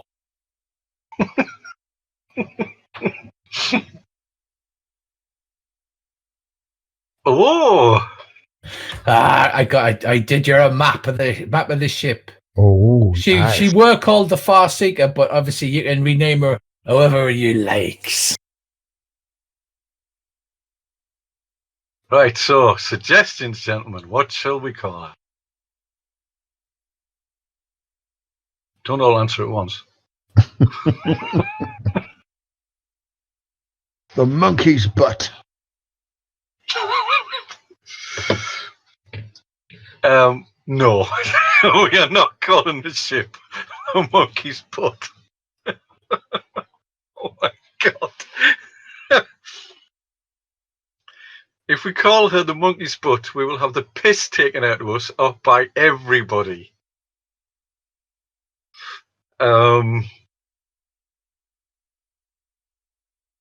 So I need to make some custom token for the Spaniard and the English fellow. And I How about the saucy scow? Any takers? Anybody like the sound of that? What? The saucy maiden. Yeah, saucy maiden. Yeah, okay, yeah, I like that better.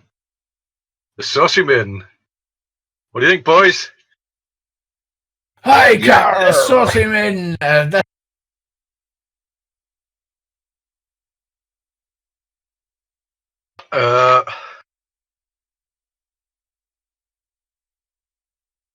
Right.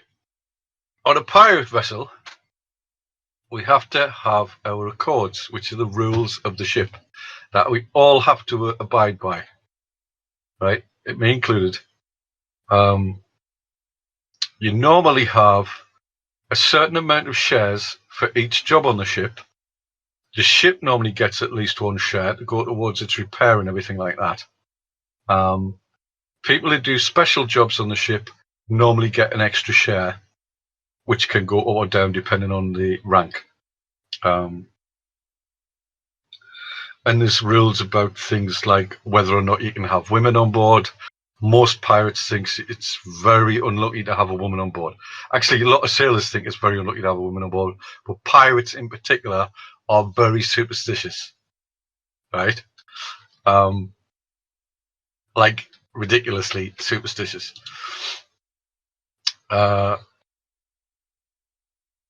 So normally what you would do is you'd come up with your accords, which everybody's got to agree on. And then that's basically the rules of our ship. Why is it? Oh yeah, because I was looking up Redmen. Okay. That is a fantastic map. I like that a lot. Now, based on her size, how many cannon do we think we can mount on her? I am not sure. We'll have to look the ships up in the 50 Fathoms book. Was there no cannons left in it? Or was No. there no The barrel of the cannon, the barrels of the cannons from the old ship hadn't melted, but basically all of the woodwork to support them and that had all gone up in the fire. And a lot of them were cracked because some of the powder was in them or whatever, and it's cracked the barrels. So you haven't got any cannons at the moment. You've got a ship, but you got no cannon. We'll be impotent, pirate. Speak for 50 yourself. fathom players. I am trying to find special weapons. I have found them. Bow chaser is the one that normally goes in the front. They're 300. Right. 16 pounders cost 1,000 each. That's as a heavy weapon. I have found her in the 50 Fathoms Players Guide. Click ships, and then scroll down to the bottom, and then you can click sloop. For she be a sloop. I'm trying to find it. Ships. There we go. And then if you drag the little sloop button onto your macro bar at the bottom, then you can just open it whenever you want.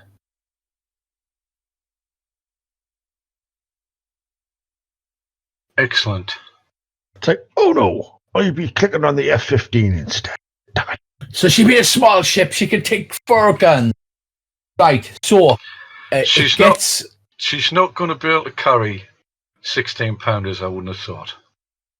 Right? Because they're classed as a heavy weapon. And on a small ship like that, I don't think it will carry it. So it's up to... I would assume it would be able to carry a bow chaser. Right? And then it's up to you whether we can only carry 4-pounders or 8-pounders. But with the money I've got left, I can actually afford to outfit the ship with whatever combination we think. Captain, it'd not be the size of the weapon, but how hard you can bang it in with. Well, that's the thing. She's not a big girl. Right. So she hasn't got enough to bang it in with, you know what I'm saying? You get the ship finished, you make a fire and you smoke as much of the meat as you can, but you can hear the sounds and the war cries of a great party of red men, angry Sand red men who've discovered what you've done to their god. And as night falls, you push off and set sail. You can set course for either Burgundy Bay, the Free Towns, or east to the Kieran Empire. We haven't got much to eat or drink, though, have we? Yeah. Like, on the... is this picture of our sloop now saved into images for us? It should be, it should be.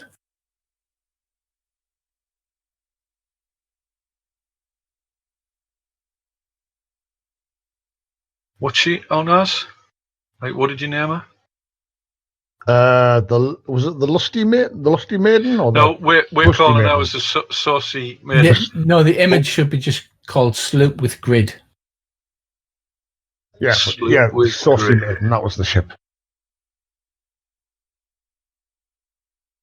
Yeah, Sloop with Grid, okay. I can rename it the Saucy Maid. I can rename it from that to the... Saucy Maiden. Call her the Saucy Maiden. Not just Saucy. No, the Saucy Maiden. Thomas the Top Marley's ship's called the Perdition. It's not just called Perdition. The Saucy Maiden. Right, just so I know I can close this and then I can reopen it. Yeah.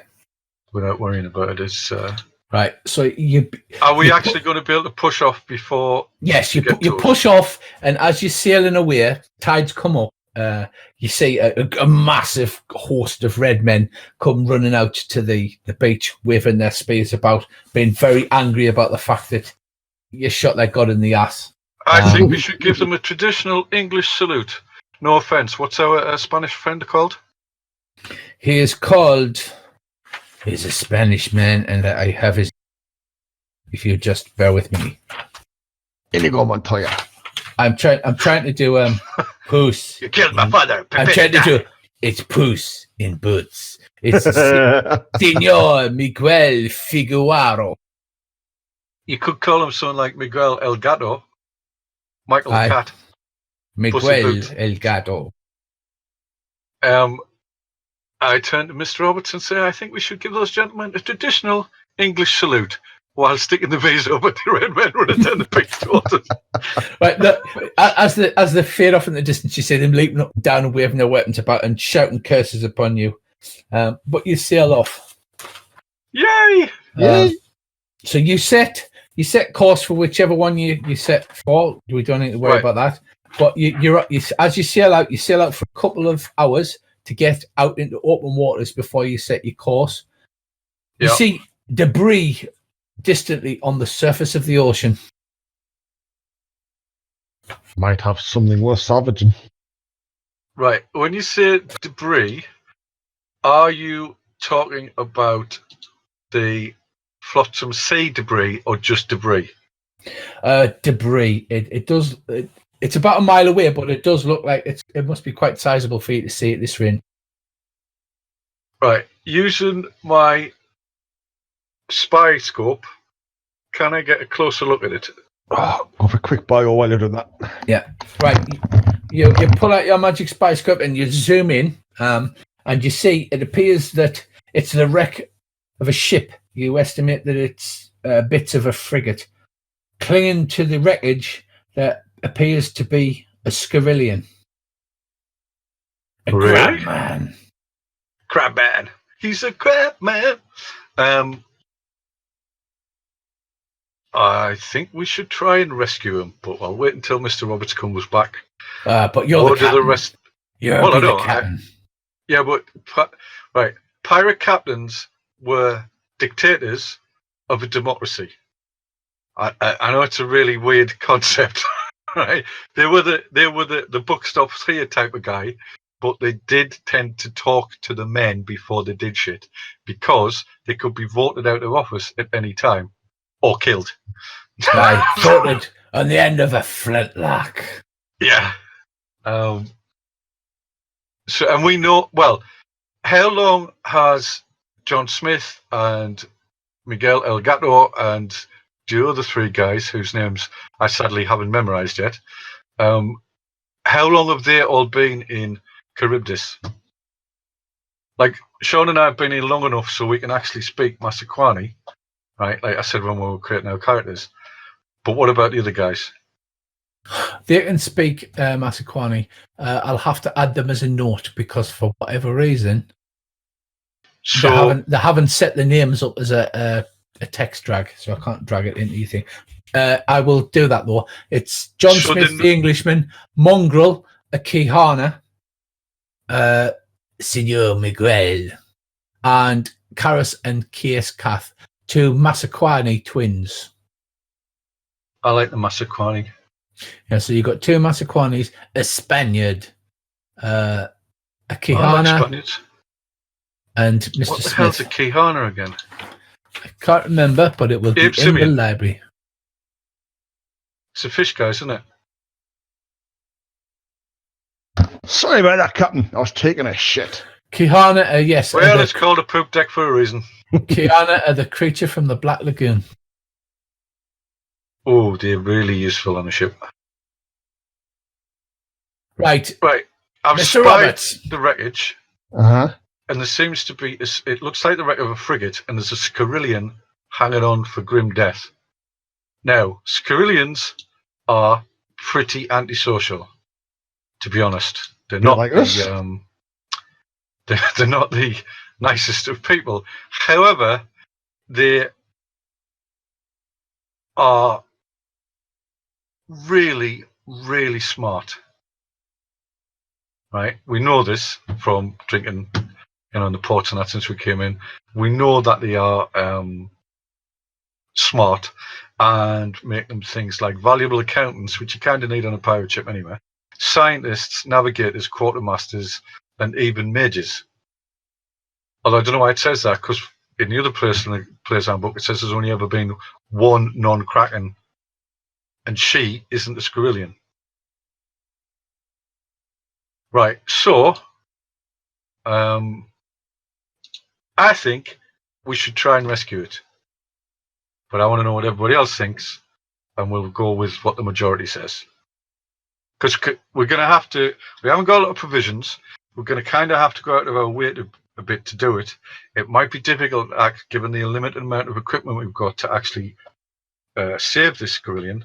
And then when we might do, he might tell us to fuck off anyway because it's a Scarillion. He's Oscar the Grouch. Yeah, Oscar the Grouch. If Oscar the Grouch was a crab man, right, that's a Scarillion. Okay. All right. Yeah, I'll go off what we're doing. I think could be. I think it will be a good thing to try. Is there anything else that's floating in the water? Barrels, stuff like that. Yeah. There's some flotsam lying about. Yeah. You can certainly go and get yourself some loot. It's a wreckage of a frigate. So as well as trying to save the crab dude, which let's be honest, if we run out of provisions, crab meat. But don't tell him I said that. Mr. Skrillion, it's bath night. Just send me to this lovely warm bath. You get to go in first. And we've even put some carrots in it so you smell nice. So you've got a snack while you're bathing. Eat up. Right. Yeah, and we can search the wreckage. Mm-hmm. God knows what we'll find, but,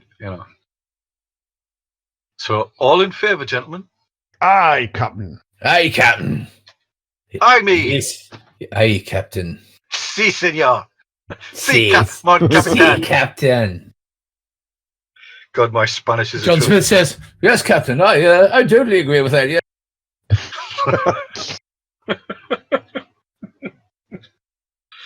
Well, let's be about it. So we shall. Right. So you set sail. You turn about. It takes 20 minutes or so for you to tack over there, and then you pull in close enough. Once you get in close, he waves one of his hands at you, and he's like, we all lean over the side of the ship and go, "Sup?" I'd be most grateful if you would give me a hand out of this. It's we all start clapping because we're a bunch of sarcastic pirates. Yes, we try and rescue the Skirlian. Right, so you pull him over the side. He says, "Thank you. I think my name's Equius. Your craft might be less safe than the debris I was floating on. One of those big sharks the Ugaks summoned hit us, ripped their hull right out of the bottom of the Lala's Pride and sent it to the bottom. The men went down with it tried to take a bite out of me too, but it spit me out. Too tough, I guess." And he taps his shell.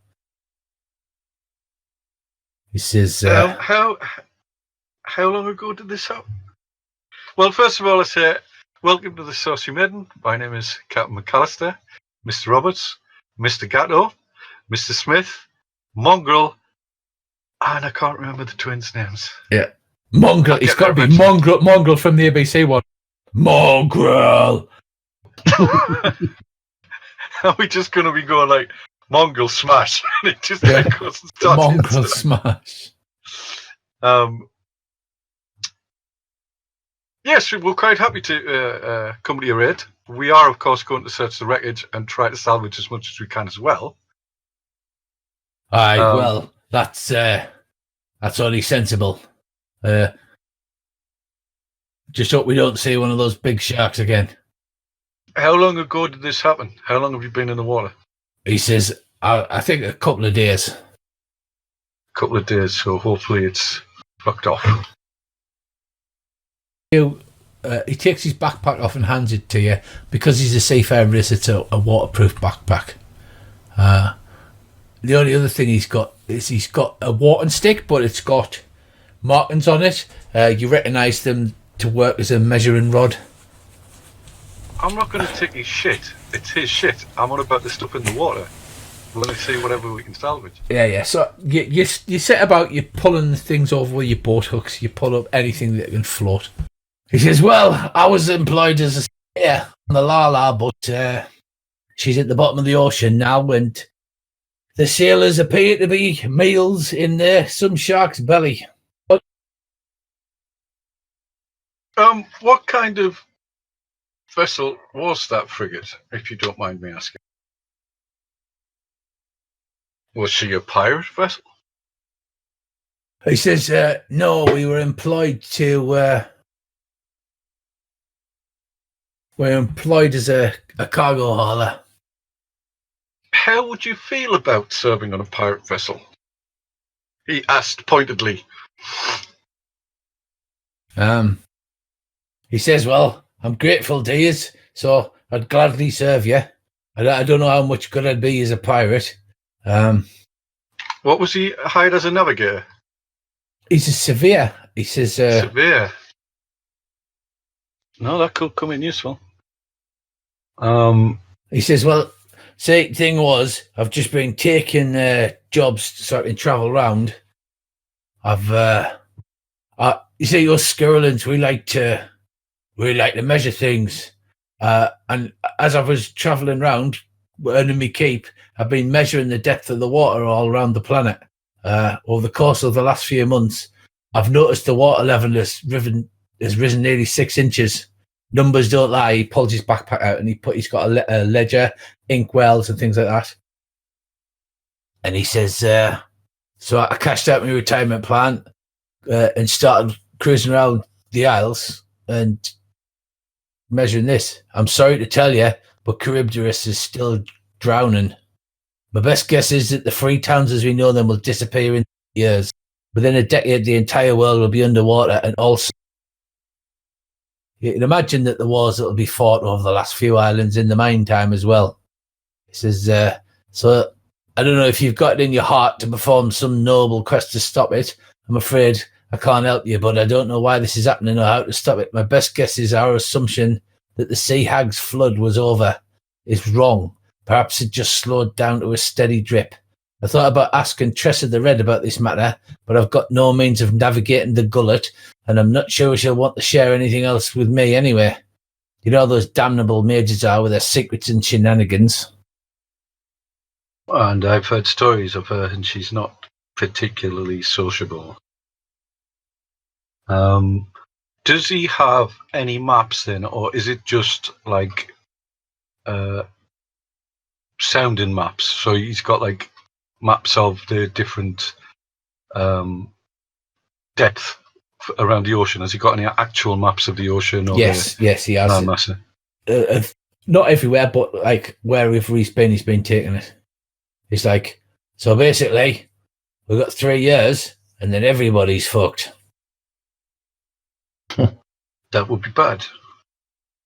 So we either have to try and fix that problem or work out how to get home.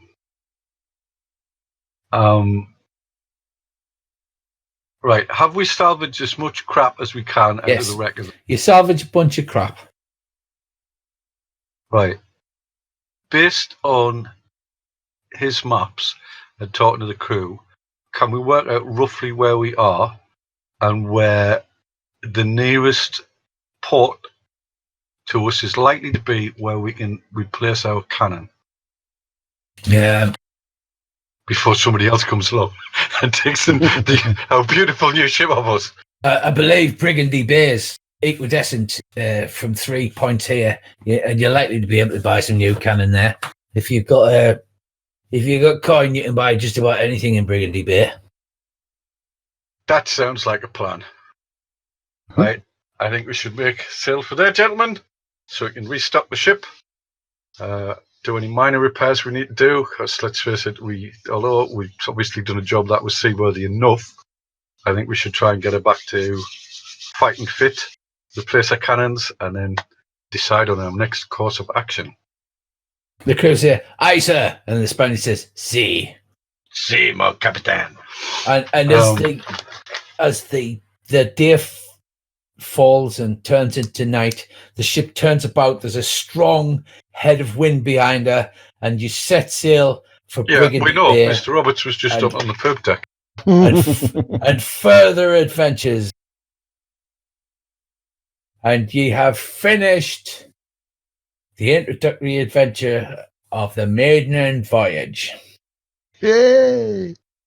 See, we missed a thing there. We should be singing a sea shanty at this point. We're friggin' Good in ship the friggin'. Venus. That is not a sea shanty. It's not a bad song, but it's not a sea shanty.